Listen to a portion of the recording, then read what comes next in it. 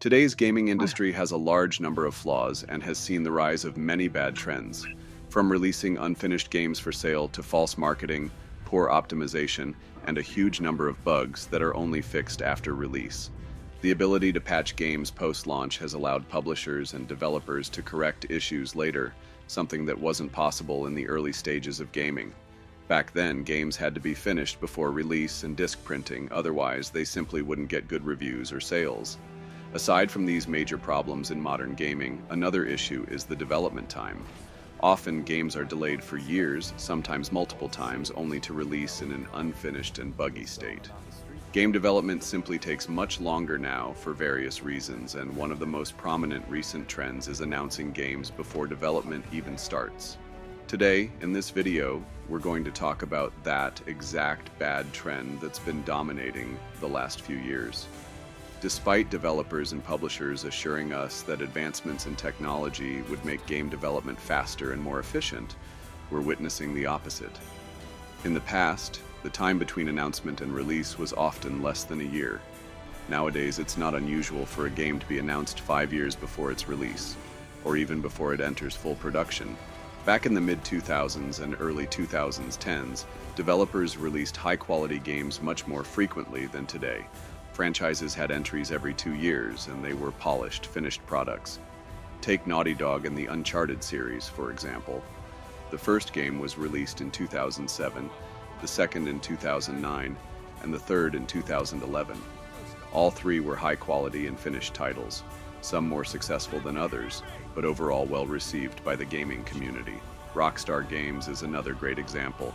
Between 2008 and 2013, they released 3 top-tier games: GTA 4, Red Dead Redemption, and GTA 5. Each of these titles is considered a classic today and was both commercially successful and embraced by gamers. Other studios also followed this faster release rhythm. We'll return later to how this has changed, especially with Naughty Dog and Rockstar. A simple question arises. If games today are often low in quality, buggy, poorly optimized, and feel repetitive, why does it take so long to make them, especially with all the technological progress? Budgets are skyrocketing, teams are growing, sometimes involving hundreds or even over 1,000 people. Yet releases are getting rarer. The latest generation of consoles came out in 2020, and there's already talk about the next generation.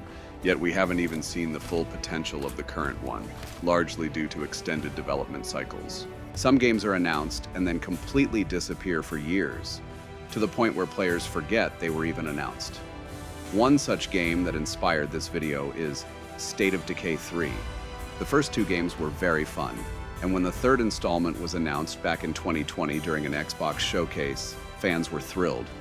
But 5 years have passed, and we still don't have a release date or window. Even when a release date is finally given, the game often gets delayed multiple times, so the date means little. State of Decay 3 is a perfect example of this trend. The game wasn't even in development when it was announced. It was likely revealed just to help promote the new Xbox that year. Now, in 2025, there are rumors the game might release in 2026, although even that seems optimistic, considering only 2 cinematic trailers have been shown, and we're already mid-year. 2027 or later feels far more realistic. If that happens, it would mean over 7 years from announcement to release. That's excessive, and the early reveal served no real purpose.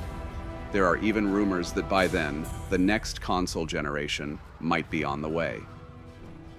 While game series used to release multiple entries on a single console generation, we now see games announced at one generation's launch, releasing in the next. It's surreal. When talking about this, we have to mention Bethesda and Todd Howard's Sweet Little Lies. But first, let's give them credit where it's due. Fallout 4 was a good example of how this should work. It was announced in June 2015 and released just 5 months later in November. Unfortunately, Bethesda quickly abandoned this strategy. The Elder Scrolls 6 was announced in 2018, nearly 7 years ago.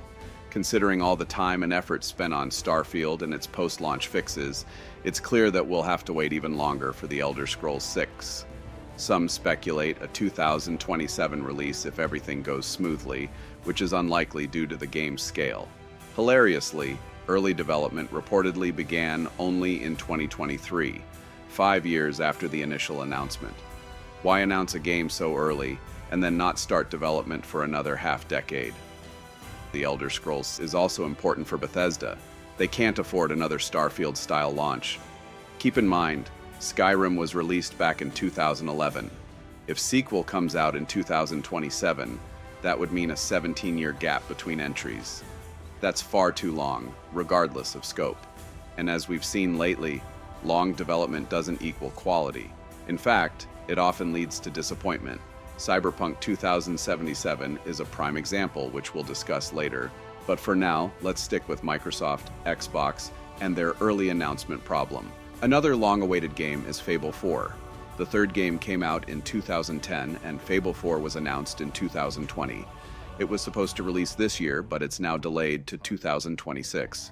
6 years of development isn't too bad on its own, but a 16-year gap between sequels? That's too much. It feels like Microsoft announced a bunch of games purely to build hype for the new Xbox and boost Game Pass sales, when in reality most of those games weren't even in active development. Titles like Everwild, Perfect Dark, and State of Decay 3 are slowly being forgotten. After 5 years of silence, the hype is gone. People think more development time means a better game, but recent releases prove otherwise. Just look at Microsoft's recent titles: Redfall, Stalker 2, Starfield, even Hellblade 2. None lived up to expectations. Most were average at best. Now let's move on to CD Projekt Red. Cyberpunk 2077 was announced in 2012 and released in 2020 after several delays, with major technical issues and countless bugs. This eroded the community's trust and even led to the game being pulled from the PlayStation Store. Though CD Projekt Red redeemed themselves by polishing the game post-launch, it left a bitter taste. So when they announced The Witcher remake in 2022 and Witcher 4 in 2024, it was unclear why they repeated the same mistake. To their credit, this time they clarified that more information will come when they're ready, but the damage from past mistakes lingers. Early announcements just add pressure that could easily be avoided by waiting until a game is actually in development. Now, maybe Rockstar doesn't fully belong in this discussion, but we can't ignore the GTA series. GTA 5 came out in 2013, and between 2008 and 2013, Rockstar released 3 legendary games. Since 2013, only Red Dead Redemption 2 has come out in 2018. While Rockstar has always focused on quality over quantity, it's hard not to notice that GTA's huge success let them milk the game endlessly with microtransactions.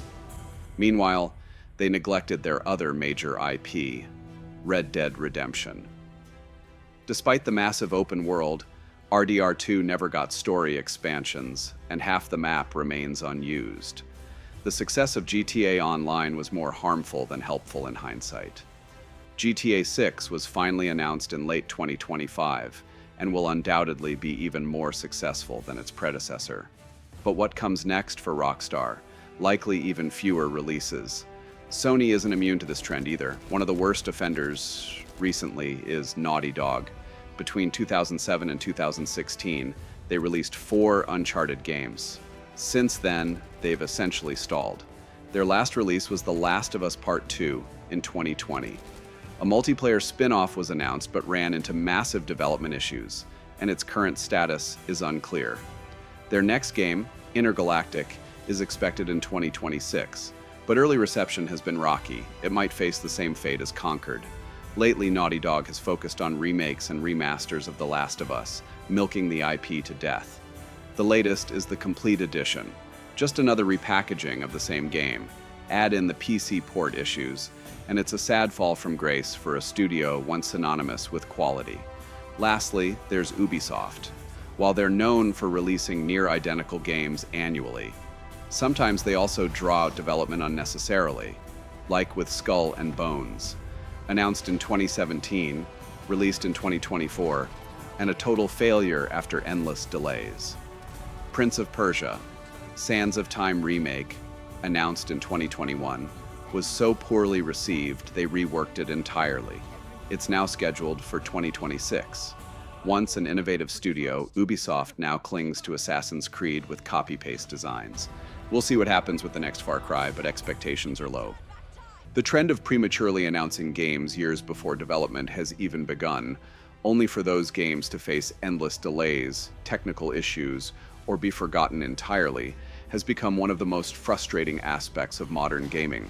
What was once an industry driven by passion, innovation, and relatively consistent output has now become bogged down by hype-driven marketing strategies, unrealistic timelines, and a focus on spectacle over substance. Early announcements serve more as tools to generate buzz, sell consoles, or push services like Game Pass, rather than to genuinely inform players of what's to come. Unfortunately, this strategy not only creates unrealistic expectations among gamers, but it also puts immense pressure on developers, often leading to rushed, unfinished products, or even total reworks years into development. Studios that once delivered polished, high-quality titles on a regular basis now struggle to release even a single major game per console generation. And while technological advancements were supposed to streamline development, we're witnessing the opposite: ballooning budgets, larger teams, and longer timelines, yet often with diminishing returns. Until the industry shifts back toward announcing games when they're actually ready or close to completion, we'll likely continue to see this cycle of over-promising and under-delivering. It's time publishers prioritize transparency, realistic timelines, and above all, quality over hype. What do you think about this trend of early announcements and long development times? Write in the comments.